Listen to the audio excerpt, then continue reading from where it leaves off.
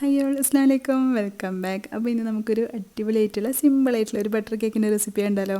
പെട്ടെന്ന് തന്നെ ആർക്കും റെഡിയാക്കാൻ പറ്റുന്നേ ഉള്ളൂ കേട്ടോ. അപ്പോൾ നമുക്കിതെങ്ങനെ ഉണ്ടാക്കുന്നതെന്ന് നോക്കാം. അതിന് വേണ്ടിയിട്ട് ഞാനിവിടെ ഒരു പാന് അടുപ്പിലോട്ട് വെച്ച് കൊടുത്തിട്ടുണ്ട്. ഇതിലോട്ട് ഞാനൊരു അരക്കപ്പ് പാല് ചേർത്ത് കൊടുക്കുന്നുണ്ട്. ഇനി ഇതിൽ നമുക്ക് ചേർക്കേണ്ടത് ബട്ടറാണ്. അപ്പോൾ ഇത് ഞാൻ 100 ഗ്രാമിൻ്റെ പാക്കറ്റായിട്ട് എടുത്തിട്ടുള്ളത്. ഇത് കംപ്ലീറ്റ് നമുക്ക് വേണ്ട, ചേർത്ത് കഴിഞ്ഞാൽ അത്രയും നല്ലത്, നല്ല ടേസ്റ്റ് ഉണ്ടാവും. പക്ഷേ ഞാനിവിടെ ഒരു 75 ഗ്രാം അങ്ങനെയൊക്കെ ചേർക്കുന്നുള്ളൂ കേട്ടോ. അപ്പോൾ ഞാൻ നോക്കിയിട്ട് നിങ്ങൾക്ക് 100 ഗ്രാമും ചേർക്കണമെങ്കിൽ അങ്ങനെയും ചേർക്കാം, നല്ല ടേസ്റ്റ് ഉണ്ടാവും. പിന്നെന്താ, അപ്പോൾ ഞാൻ ഇത്രേ ചേർക്കുന്നുള്ളൂ. അപ്പോൾ ഒരു 70-75 ഗ്രാം അങ്ങനെ മാത്രം, ഒരു 3/4 ഭാഗത്തോളം ഞാൻ ചേർത്ത് കൊടുത്തിട്ടുണ്ട്. ഇനി നമുക്ക് ഈ ഒരു പാലിൽ കടന്നിട്ട് ഈ ബട്ടർ ഒന്ന് മെൽട്ടാക്കി എടുക്കണം കേട്ടോ. ഇങ്ങനെയാകുമ്പോൾ നമുക്ക് പെട്ടെന്ന് പണി തീരും. അപ്പം കൂടുതൽ അങ്ങനെ തിളപ്പിക്കാനൊന്നും നിൽക്കണ്ട, ആ ഒരു ബട്ടർ ഒന്ന് മെൽട്ടായി കിട്ടിയാൽ മാത്രം മതി. അപ്പോൾ അതൊന്ന് മെൽട്ടായി കിട്ടിയിട്ടുണ്ട്. ഇനി നമുക്കിതൊരു സൈഡിലോട്ട് മാറ്റി വെക്കാം. ഇനി നമുക്ക് ഡ്രൈ ഇൻഗ്രീഡിയൻസ് റെഡിയാക്കി എടുക്കാം. അതിന് വേണ്ടിയിട്ട് 1 കപ്പ് മൈദ എടുത്തിട്ടുണ്ട്. അതുപോലെ തന്നെ 1 ടീസ്പൂൺ ബേക്കിംഗ് പൗഡറാണ് കേട്ടോ എടുത്തിട്ടുള്ളത്. അത് 1 ടീസ്പൂൺ എടുക്കുക. കൂടുതൽ നിറച്ചെടുക്കണ്ട കേട്ടോ, കറക്റ്റ് ലെവലിൽ അങ്ങനെ എടുക്കുക. പിന്നെ ഒരു 1/4 ടീസ്പൂൺ, ഒരു 2 പിഞ്ചൊക്കെ അങ്ങനെ മതി ബേക്കിംഗ് സോഡ എടുക്കുക. പിന്നെ ഒരു 1/4 ടീസ്പൂൺ ഉപ്പും കൂടി ചേർത്തിട്ട് ഇതൊന്ന് സീവ് ചെയ്തെടുക്കുക, അരിച്ചെടുക്കുക. ഇത് വേണമെങ്കിൽ 2-3 പ്രാവശ്യമൊക്കെ ഒന്ന് അരിച്ചെടുക്കാം കേട്ടോ. അതിനൊന്നും ആവശ്യമില്ല. നമുക്ക് ഒരു പ്രാവശ്യം ഇതുപോലെ അരിച്ചെടുത്തതിന് ശേഷം ഒരു വിസ്ക് വെച്ചിട്ട് ഒന്നുകൂടി നന്നായിട്ടൊന്ന് യോജിപ്പിച്ച് കൊടുത്താൽ മതി. ഇനി നമുക്ക് വേറൊരു ബൗൾ എടുത്തിട്ട് അതിലോട്ട് ഞാനിവിടെ 2 മുട്ടയാണ് ചേർത്ത് കൊടുക്കുന്നത്. ഇനി ഇത് നമുക്ക് നന്നായിട്ട് തന്നെ ഒന്ന് ബീറ്റ് ചെയ്തെടുക്കാം.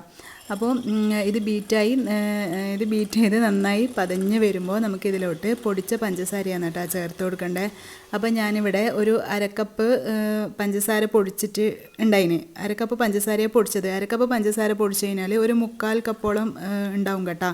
പക്ഷേ 1/2 കപ്പ് പോരാ, അപ്പോൾ കുറച്ചുകൂടി മധുരം വേണം. അപ്പോൾ 1 കപ്പ് നിറച്ച് തന്നെ പൊടിച്ച പഞ്ചസാര എടുക്കുക. അപ്പോൾ 1/2 കപ്പിലും കുറച്ച് കൂടുതൽ എടുത്തു കഴിഞ്ഞാൽ 1 കപ്പ് നിറച്ച് തന്നെ ഉണ്ടാവും കേട്ടോ. ഞാനത് പിന്നീട് ചേർത്ത് കൊടുത്തിട്ടുണ്ടായിന്. അപ്പോൾ ഇത് 3 പ്രാവശ്യമായിട്ട് ഞാൻ കുറച്ച് ഇട്ടിട്ട് നന്നായിട്ട് തന്നെ ഒന്ന് ബീറ്റ് ചെയ്തെടുക്കുന്നുണ്ട്. അപ്പോൾ നിങ്ങൾ 1/2 കപ്പിലും കുറച്ച് കൂടുതൽ എടുക്കുക. എന്നിട്ട് 1 കപ്പ് നിറച്ചും പൊടിച്ച പഞ്ചസാര 1 കപ്പ് തന്നെ ചേർത്ത് കൊടുക്കുക കേട്ടോ. ഇനി പഞ്ചസാരയും മുട്ടയും കൂടി നന്നായിട്ട് തന്നെ ഒന്ന് ബീറ്റ് ചെയ്ത് എടുത്തിട്ടുണ്ട്. ഇനി ഇതിലോട്ട് നമുക്ക് ചേർത്ത് കൊടുക്കേണ്ടത് വാനില എസൻസ് ആണ്. അപ്പോൾ ഞാൻ 1 ടീസ്പൂൺ നിറച്ചെണ്ണ വാനില എസൻസ് ചേർത്ത് കൊടുത്തിട്ടുണ്ട്. പിന്നെ 1 ടീസ്പൂൺ നിങ്ങളുടെ കയ്യിൽ പൈനാപ്പിൾ എസൻസ് ഉണ്ടെങ്കിൽ എന്തായാലും ചേർത്ത് കൊടുക്കണം കേട്ടോ. എൻ്റെ കയ്യിൽ ഇപ്പോൾ ഇല്ലാത്തതുകൊണ്ടാണ് ഞാൻ ചേർത്ത് കൊടുക്കാണ്ടിരുന്നത്. അപ്പോൾ പൈനാപ്പിൾ എസൻസ് ഉണ്ടെങ്കിൽ എന്തായാലും ചേർത്ത് കൊടുക്കുക. പിന്നെ ഞാൻ 1 ടീസ്പൂൺ വിനാഗിരിയും കൂടി ചേർത്തിട്ടുണ്ടായിരുന്നു കേട്ടോ. അതെനിക്ക് കാണിക്കാൻ വിട്ടുപോയി. അപ്പോൾ അതും കൂടി ചേർത്തിട്ട് ഒന്ന് മിക്സ് ചെയ്തെടുത്തതിന് ശേഷം നമ്മൾ നേരത്തെ റെഡിയാക്കി വെച്ച പാലും ബട്ടറും ഇല്ലേ, അത് ഇതിലോട്ട് ഒഴിച്ചു കൊടുക്കാം.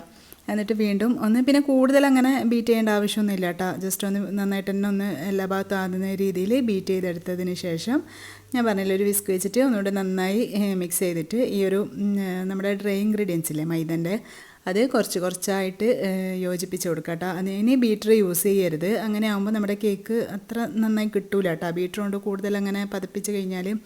അപ്പോൾ മുട്ട നന്നായി പതപ്പിച്ചതിന് ശേഷം നമ്മൾ ഈ മൈദ മിക്സ് ചേർക്കുമ്പോൾ ഒരു ഇതുപോലുള്ള വിസ്കോ സ്പൂണോ എന്തെങ്കിലും വെച്ചിട്ട് സാവധാനം ഇങ്ങനെ ഇളക്കിക്കൊണ്ട് ഇരിക്കുക. അതും ഒരു ഡയറക്ഷനിൽ മാത്രം ഇളക്കിക്കൊണ്ടിരിക്കുക കേട്ടോ. കേക്കിന് ഇങ്ങനെയുള്ള ചെറിയ കാര്യങ്ങൾ എന്തായാലും ശ്രദ്ധിക്കണം.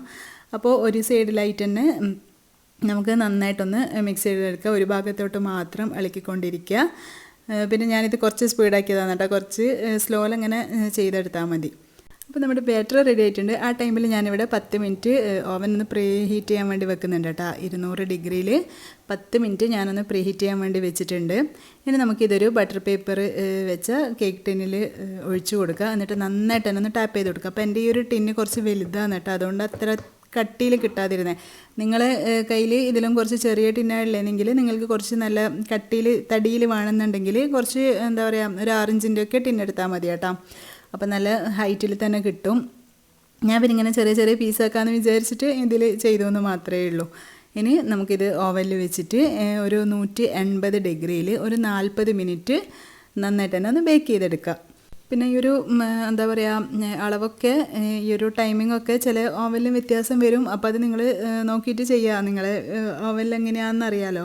ഇത് ഓവൻ ഇല്ലെങ്കിലും നമുക്ക് ഒരു അലൂമിനിയം ചെമ്പിലോ നോൺ സ്റ്റിക്കിലോ ഒന്ന് 10 മിനിറ്റ് ഒരു സ്റ്റാൻഡ് വെച്ച് പ്രീ ഹീറ്റ് ചെയ്തിട്ട് കേക്ക് ഇതിലോട്ട്, ഈ ഒരു കേക്ക് ബാറ്റർ അതിലോട്ട് വെച്ച് കൊടുത്തിട്ട് അതൊന്ന് അടച്ചിട്ട് ഇതുപോലെ ഒരു അരമണിക്കൂറൊക്കെ വെച്ച് കൊടുക്കുക. എന്നിട്ട് നോക്കുക, സ്ലോ ഫ്ലെയിമിൽ വെച്ചിട്ട് നോക്കിയിട്ട് അത് ആയിട്ടുണ്ടോയെന്ന് എന്തെങ്കിലും സ്ക്വയറോ എന്തെങ്കിലും കുത്തി നോക്കുക. എന്നിട്ട് ഒരു 3/4 മണിക്കൂറോളം ഏകദേശം വെച്ച് കൊടുക്കുക കേട്ടോ. നിങ്ങളത് നോക്കുക. ഓരോ ഗ്യാസിൻ്റെ ഇതുപോലെയല്ലേ.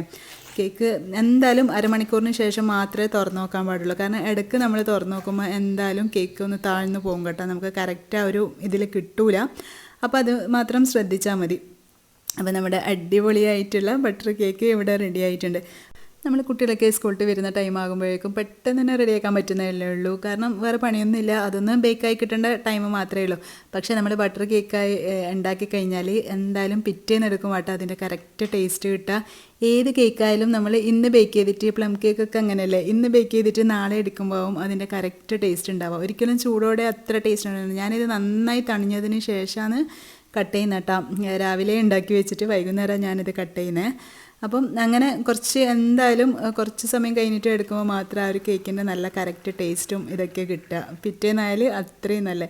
അപ്പോൾ എല്ലാവർക്കും എൻ്റെ വീഡിയോ ഇഷ്ടമായെന്ന് വിചാരിക്കുന്നത്. ഇഷ്ടമായിട്ടുണ്ടെങ്കിൽ എന്നും പറയുന്ന പോലെ ലൈക്ക് ചെയ്യാനും ഷെയർ ചെയ്യാനും കമൻറ്റ് ചെയ്യാനൊന്നും മറന്നു പോകരുത്. ഒരു ഹേർട്ടെങ്കിലും കമൻറ്റ് ആയിട്ട് ഇടാം കേട്ടോ. അപ്പോൾ ഇനി ഇൻഷാല്ലാ നെക്സ്റ്റ് വീഡിയോയിൽ കാണുന്നതായിരിക്കും. ബൈ. Thanks for watching.